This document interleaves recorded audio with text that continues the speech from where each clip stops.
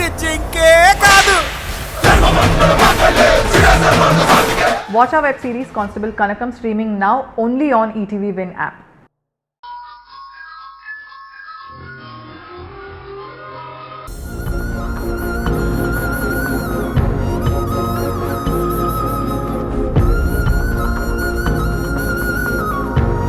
Siddharth uncle అమ్మని తీసుకుని వస్తానని చెప్పారు, ఇంకా రాలేదేంటి? ప్రామిస్ కూడా చేశారు అంకుల్. ఖచ్చితంగా అమ్మని తీసుకొని వస్తారంటావా తాతయ్య? తప్పకుండా మీ అమ్మ వస్తుందమ్మా, బాధపడకండి.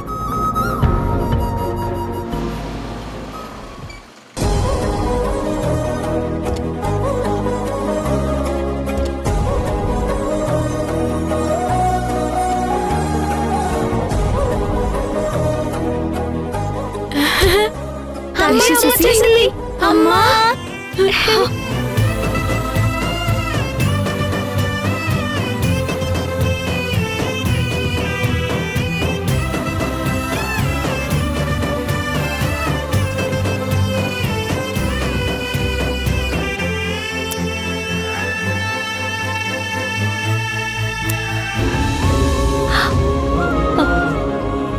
రిషి శశి మీరెలా ఉన్నారు నాన్న? నువ్వు వచ్చేసావు కదమ్మా, ఇంకా బాగుంటాం అసలు. పదండి. మావయ్య ఎలా ఉన్నారు? బాగున్నానమ్మా. చాలా థ్యాంక్స్ బాబు. నిజంగా నువ్వు రాకపోయి ఉంటే సింధు ఇంత త్వరగా క్షేమంగా ఇంటికొచ్చేదే కాదు. తప్పుడు కేసులు ఇరికించిన వాళ్ళు సింధును కోర్టుకు తీసుకెళ్లి శిక్ష పడేలా చేసేవాళ్ళు. అలా జరుగుంటే ఈ పిల్లల పరిస్థితి ఏంటో అనేది ఊహించుకుంటేనే నాకు చాలా భయంగా ఉందమ్మా. అయ్యో కంగారు పడకండి అంకుల్, ఇంకిలాంటి ప్రాబ్లం ఏమీ రాదు. సింధు మీద పెట్టింది ఫాల్స్ కేస్ అని ఆ సిఐ ముందే ప్రూవ్ చేసి అంతా సాల్వ్ చేసి సింధుని తీసుకొచ్చాను. థ్యాంక్స్ అంకుల్, మా అమ్మని తీసుకొచ్చారు. థ్యాంక్స్ అంకుల్, ప్రామిస్ నిలబెట్టుకున్నారు అసలు. మీరు చాలా గ్రేట్. నువ్వు చేసిన ఈ సాయానికి నీకు మేము ఏం చేసినా తక్కువే సిద్ధార్థ్. లాయర్గా నా పని నేను చేశాను అంకుల్, అంతే. అంతకుమించి పెద్ద గొప్ప ఏం చేయలేదు. సరే బాబు, లోపలికి వెళ్దాం పదండి. లేదంకుల్, నేను బయటికి వెళ్ళాలి. అవును మావయ్య, సిద్ధార్థ్ కోసం తను కాబోయే భార్య ఎదురు చూస్తుంది. ఓ, కాబోయే భార్య? నా మరదలు కావ్య. పెళ్ళెప్పుడు బాబు? త్వరలోనే అంకుల్. శుభం, మంచి వార్త చెప్పావు. కంగ్రాట్స్. Thanks uncle. శుభలేఖతో నేను కావ్య ఇద్దరం కలిసి ఇంటికి వస్తాం. వస్తాను అంకుల్. మంచిది బాబు. సింధు, ఇక్కడ నుంచి నువ్వు కొంచెం జాగ్రత్తగా ఉండాలి. చాలా పెద్ద ప్రాబ్లం ఫేస్ చేస్తున్నావు నువ్వు. ఆ మధు ఎంతకైనా తెగిస్తుంది. రిస్క్ తీసుకొని నీ ప్రాణాల మీదకి తెచ్చుకోకు. అలర్ట్గా ఉండు. త్వరలోనే స్వాతి వస్తుంది సిద్ధార్థ్. తను వచ్చిందంటే ఆ మధుకి చెక్ పెట్టచ్చు. ఓకే, ఏదైనా అవసరం ఉంటే కాల్ చేయి. ఆ ల్యాండ్ గురించి కనుక్కొని నీకు చెప్తాను. ఉంటాను. బాయ్ పిల్లలు, బాయ్. Bye uncle.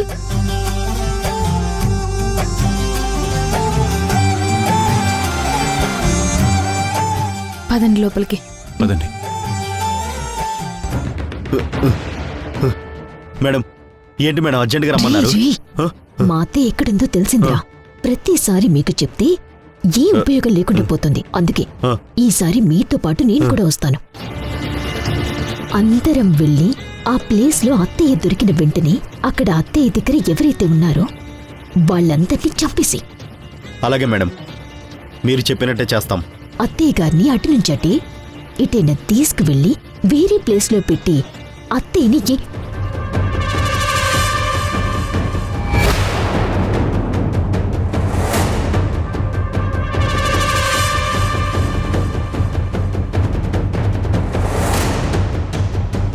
వదినా, ఏమైంది?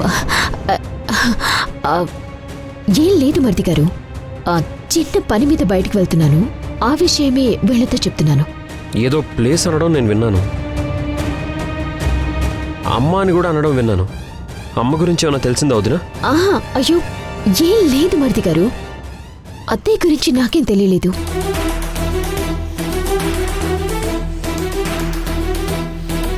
సరే వదిన, రేపటి నుంచి నేను కూడా ఆఫీస్కి వస్తాను.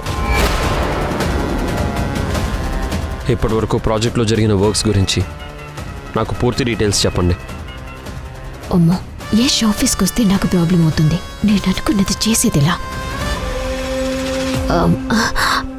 అదేంటి మరిది గారు, మీరు అత్తయ్య గురించి వెతుకుతున్నారు కదా, అందుకే నేను ఆఫీస్ పనులు చూస్తున్నాను. ఇప్పుడు మీరు నాతో పాటు ఆఫీస్ పనులు అంటూ తిరిగితే అత్తయ్య ఎక్కడున్నారో ఎలా తెలుస్తుంది? పైగా సింధు కూడా జైల్లో ఉంది. తనని బయటికి తీసుకురావాలి కదా. సింధు ఇప్పుడు జైల్లో లేదు వదిన, బయటకు వచ్చేసింది. సింధు బయటికి వచ్చేసిందా? ఎలా వచ్చింది? ఎవరు తీసుకొచ్చారు? ఇంకెవరు ఉన్నాడు కదా, తన బెస్ట్ ఫ్రెండ్ ఆ సిద్ధార్థ్, వాడే.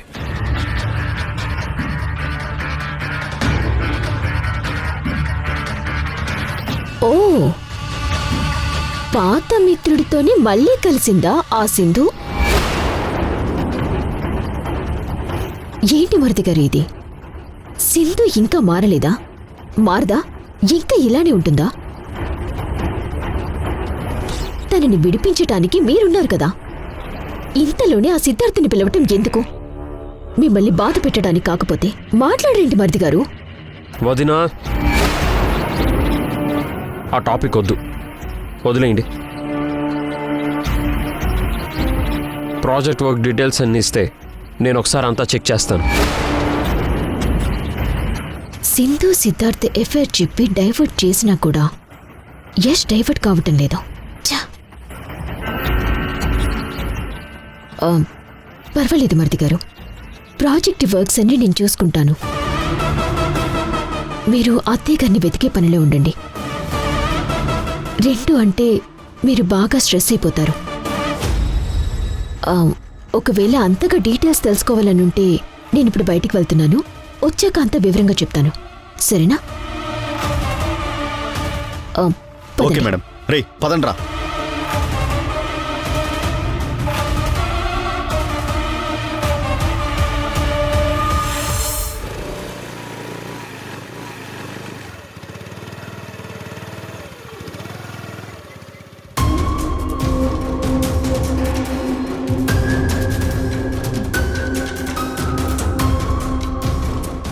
ఆంటీ ఎక్కడుంది?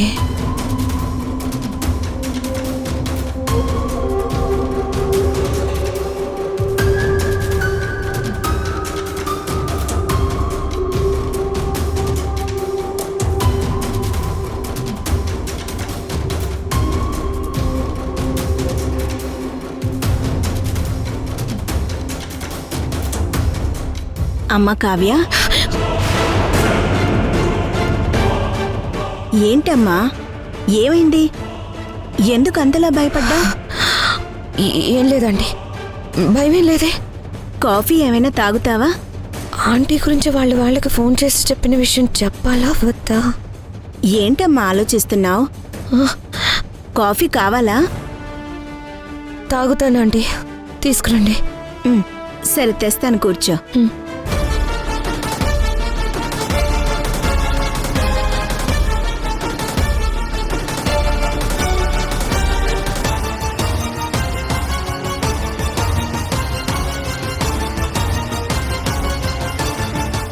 చూడ్డానికి పైకి నార్మల్ గానే ఉంటారు, కానీ సడన్ గా ఒక్కోసారి కోపం ఆవేశం తెంచుకొని వచ్చేస్తుంది. ఎదుటి వాళ్ళని అరవటం, తిట్టడం, కొట్టడం అలాంటివన్నీ చేస్తుంది. గొంతు పట్టుకొని ప్రాణాలు తీయటానికి కూడా ప్రయత్నం చేస్తుంది. అలా బిహేవ్ చేస్తూ ఉంటుంది.